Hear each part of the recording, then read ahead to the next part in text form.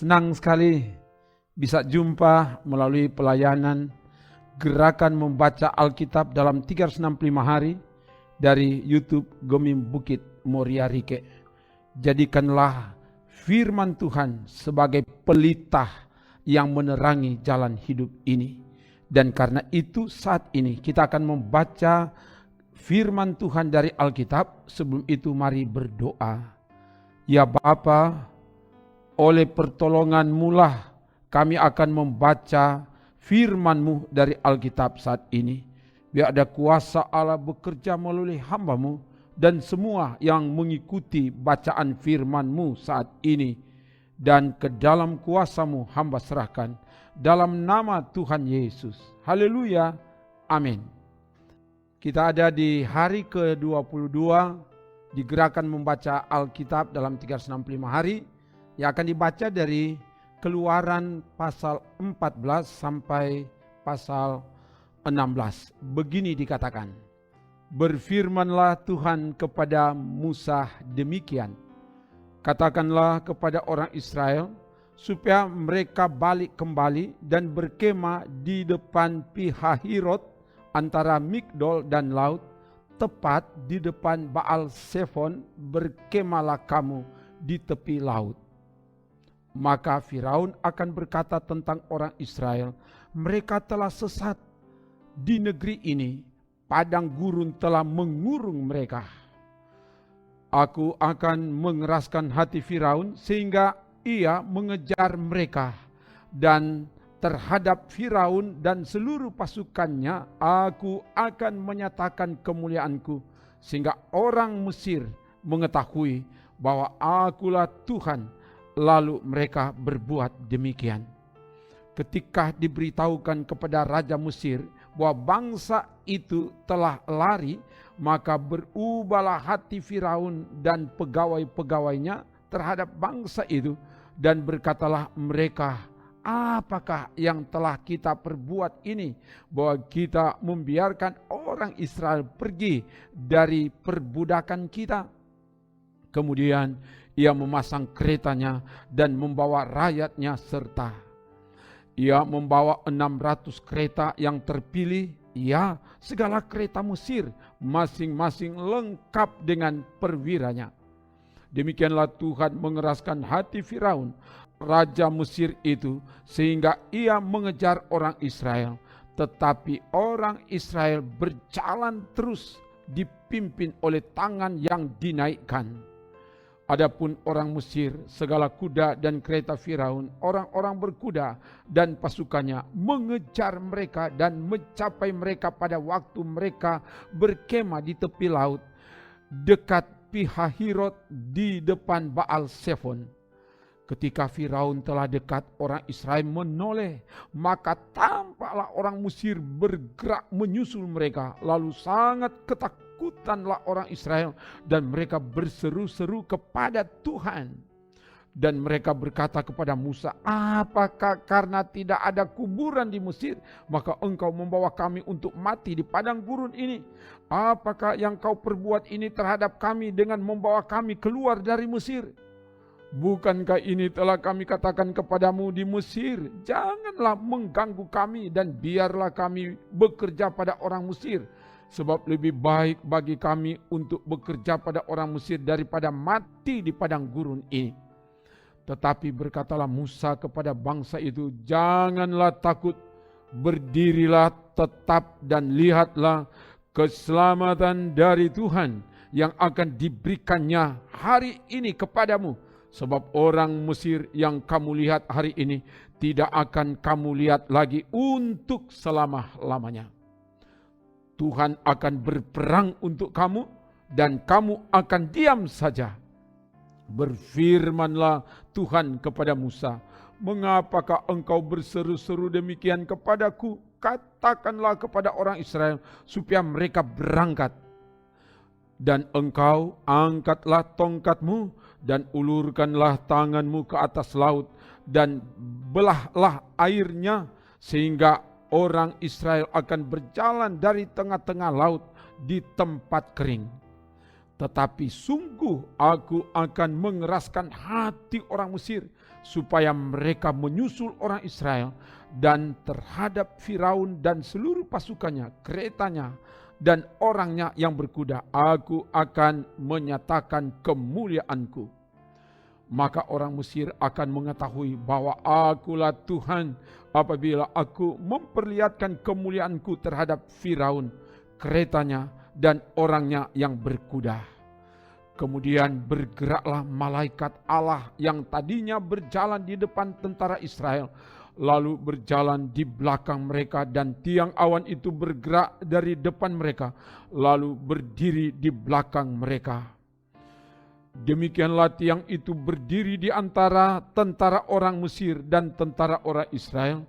Dan oleh karena awan itu menimbulkan kegelapan, maka malam itu lewat, sehingga yang satu tidak dapat mendekati yang lain semalam-malaman itu. Lalu Musa mengulurkan tangannya ke atas laut, dan semalam-malaman itu Tuhan menguakkan air laut dengan perantaran angin timur yang keras, membuat laut itu menjadi tanah kering, maka terbelahlah air itu. Demikianlah orang Israel berjalan dari tengah-tengah laut di tempat kering, sedang di kiri dan di kanan mereka air itu sebagai tembok bagi mereka. Orang Mesir mengejar dan menyusul mereka, segala kuda Firaun, keretanya dan orangnya yang berkuda, sampai ke tengah-tengah laut.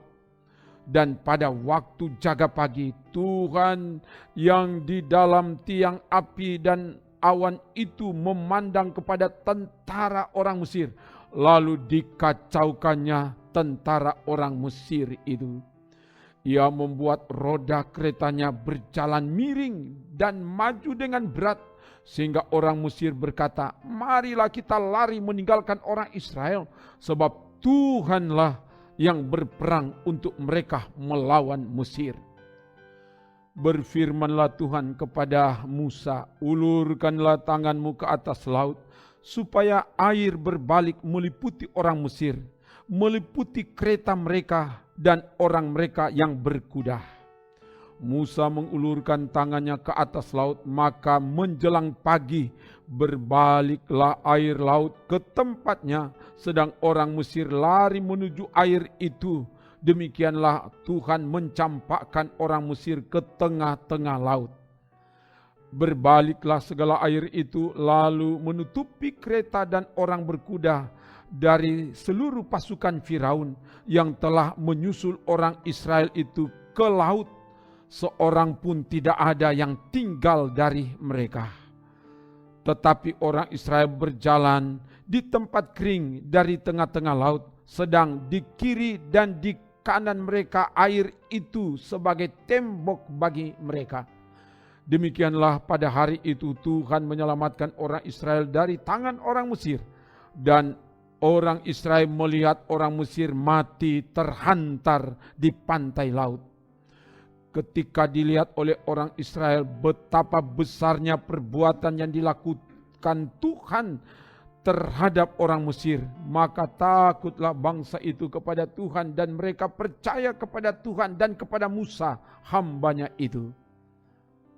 Pada waktu itu Musa bersama-sama dengan orang Israel menyanyikan nyanyian ini bagi Tuhan yang berbunyi, baiklah aku menyanyi bagi Tuhan, sebab ia tinggi luhur, kuda dan penunggangnya dilemparkannya ke dalam laut. Tuhan itu kekuatanku dan mazmurku, ia telah menjadi keselamatanku, ia Allahku, kupuji dia, ia Allah Bapakku, kuluhurkan dia. Tuhan itu pahlawan perang, Tuhan itulah namanya. Kereta Firaun dan pasukannya dibuangnya ke dalam laut, para perwiranya yang pilihan dibenamkan ke dalam laut teberau. Samudra raya menutupi mereka, ke air yang dalam mereka tenggelam seperti batu. Tangan kananmu Tuhan mulia karena kekuasaanmu, tangan kananmu Tuhan menghancurkan musuh.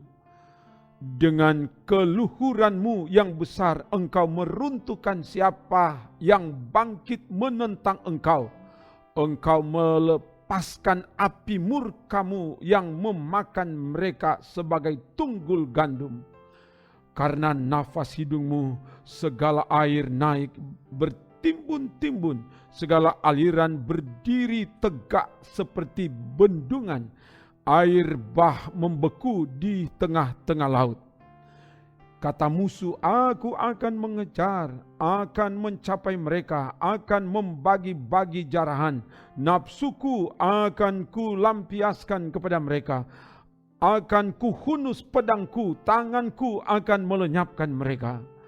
Engkau meniup dengan taufanmu, laut pun menutupi mereka. Sebagai timah mereka tenggelam dalam air yang hebat. Siapakah yang seperti engkau di antara para Allah, ya Tuhan? Siapakah seperti engkau, mulia karena kekudusanmu, menakutkan karena perbuatanmu yang masyhur. Engkau pembuat keajaiban. Engkau mengulurkan tangan kananmu, bumi pun menelan mereka. Dengan kasih setiamu engkau menuntun umat yang telah kau tebus. Dengan kekuatanmu engkau membimbingnya ke tempat kediamanmu yang kudus. Bangsa-bangsa mendengarnya, mereka pun menggigil, kegentaran menghinggapi penduduk tanah Filistin. Pada waktu itu gemparlah para kepala kaum di Edom. Kedahsyatan menghinggapi orang-orang berkuasa di Moab. Semua penduduk tanah Kanaan gemetar. Ngeri dan takut menimpah mereka karena kebesaran tanganmu. Mereka kaku seperti batu sampai umatmu menyeberang. Ya Tuhan, sampai umat yang kau peroleh menyeberang. Engkau membawa mereka dan kau cangkokkan mereka di atas gunung milikmu sendiri, di tempat yang telah kau buat kediamanmu, ya Tuhan, di tempat kudus yang didirikan tanganmu, ya Tuhan. Tuhan memerintah kekal selama-lamanya. Ketika kuda Firaun dengan keretanya dan orangnya yang berkuda telah masuk ke laut, maka Tuhan membuat air laut berbalik meliputi mereka. Tetapi orang Israel berjalan di tempat kering dari tengah-tengah laut. Lalu Miriam, nabiah itu, saudara perempuan Harun, mengambil rebana di tangannya dan tampillah semua perempuan mengikutinya memukul rebana serta menari-nari. Dan menyanyilah Miriam memimpin mereka, menyanyilah bagi Tuhan, sebab ia tinggi luhur, kuda dan penunggangnya dilemparkannya ke dalam laut. Musa menyuruh orang Israel berangkat dari laut Tebrau, lalu mereka pergi ke padang gurun Syur. 3 hari lamanya mereka berjalan di padang gurun itu dengan tidak mendapat air. Sampailah mereka ke Marah, tetapi mereka tidak dapat meminum air yang di Marah itu karena pahit rasanya. Itulah sebabnya dinamai orang tempat itu Marah. Lalu bersungut-sungutlah bangsa itu kepada Musa. Kata mereka, apakah yang akan kami minum? Musa berseru-seru kepada Tuhan dan Tuhan menunjukkan kepadanya sepotong kayu. Musa melemparkan kayu itu ke dalam air, lalu air itu menjadi manis. Di sanalah diberikan Tuhan ketetapan-ketetapan dan peraturan-peraturan kepada mereka, dan di sanalah Tuhan mencoba mereka.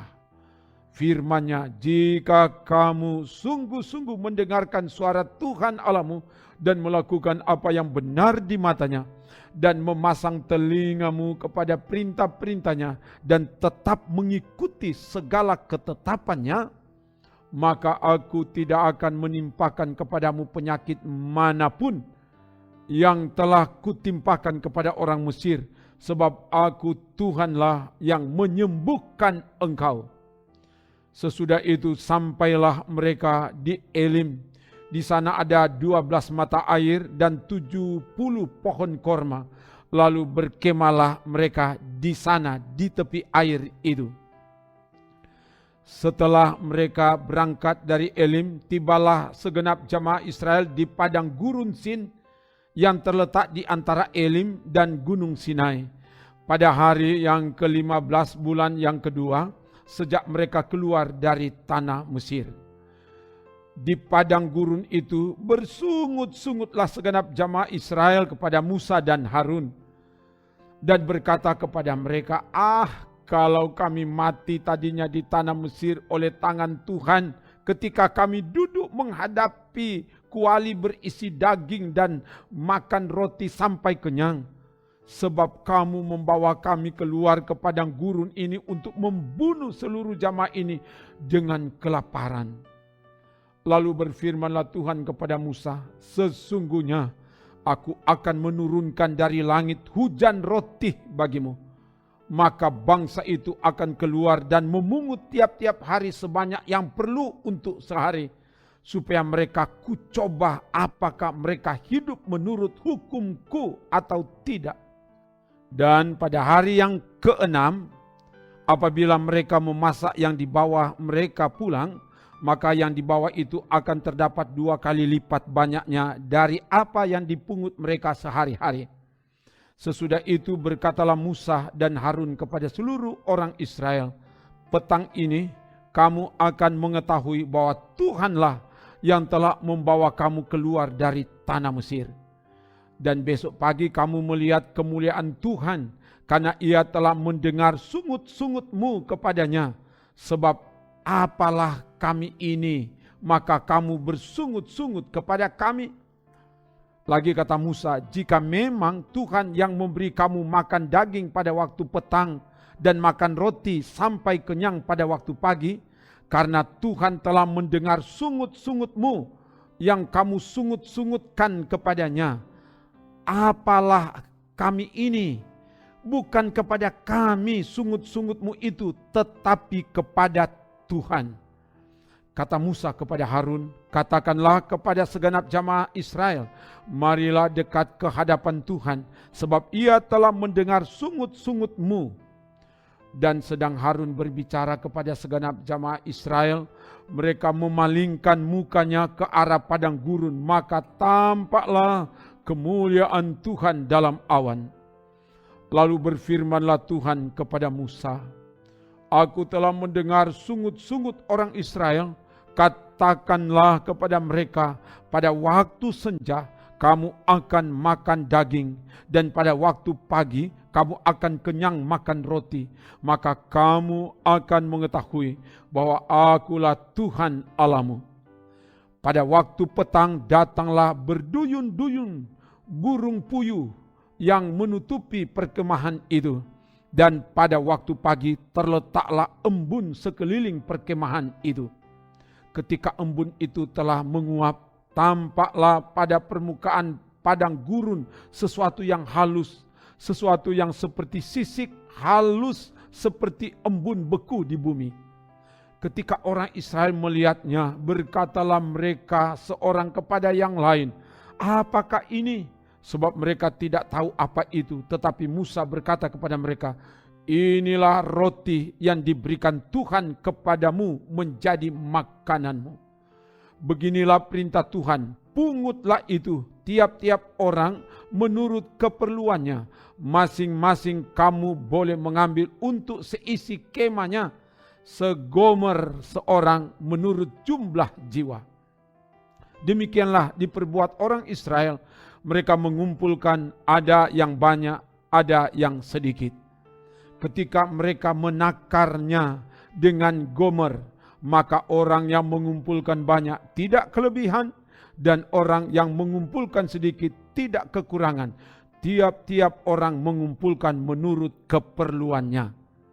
Musa berkata kepada mereka, seorang pun tidak boleh meninggalkan daripadanya sampai pagi. Tetapi ada yang tidak mendengarkan Musa dan meninggalkan daripadanya sampai pagi, lalu berulat dan berbau busuk. Maka Musa menjadi marah kepada mereka.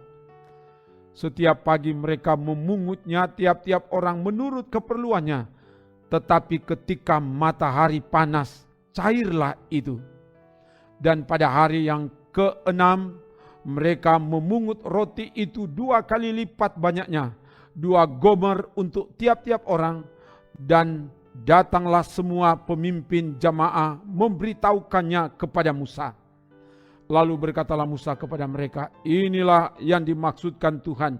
Besok adalah hari perhentian penuh, Sabat yang kudus bagi Tuhan, maka roti yang perlu kamu bakar, bakarlah, dan apa yang perlu kamu masak, masaklah, dan segala kelebihannya biarkanlah di tempatnya untuk disimpan sampai pagi.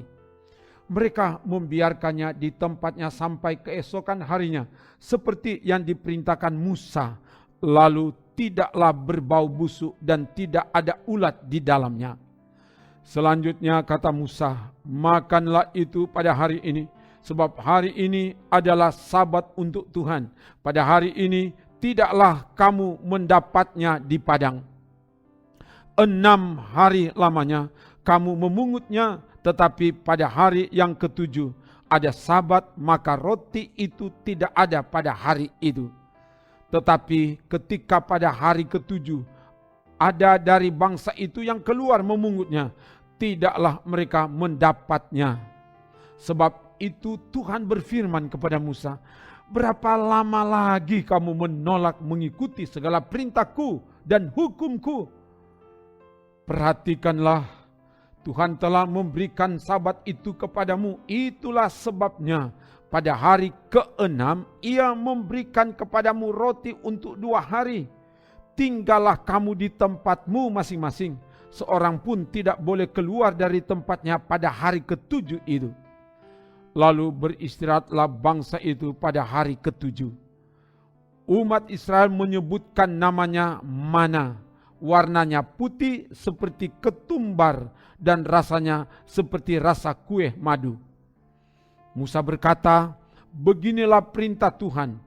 Ambillah segomer penuh untuk disimpan turun-temurun, supaya keturunan mereka melihat roti yang kuberi kamu makan di padang gurun ketika aku membawa kamu keluar dari tanah Mesir. Sebab itu Musa berkata kepada Harun, ambillah sebuah buli-buli, taruhlah mana di dalamnya segomer penuh, dan tempatkanlah itu di hadapan Tuhan untuk disimpan turun-temurun. Seperti yang diperintahkan Tuhan kepada Musa, demikianlah buli-buli itu ditempatkan Harun di hadapan tabut hukum Allah untuk disimpan. Orang Israel makan mana 40 tahun lamanya, sampai mereka tiba di tanah yang didiami orang. Mereka makan mana sampai tiba di perbatasan tanah Kanaan. Adapun segomer ialah 1/10 eva. Demikian bacaan firman dari Alkitab. Tuhan memberkati saudara yang tetap setia mengikuti bacaan firman Tuhan ini. Biar berkat-berkat Tuhan menaungi saudara kini dan sampai selamanya. Amin. Trims.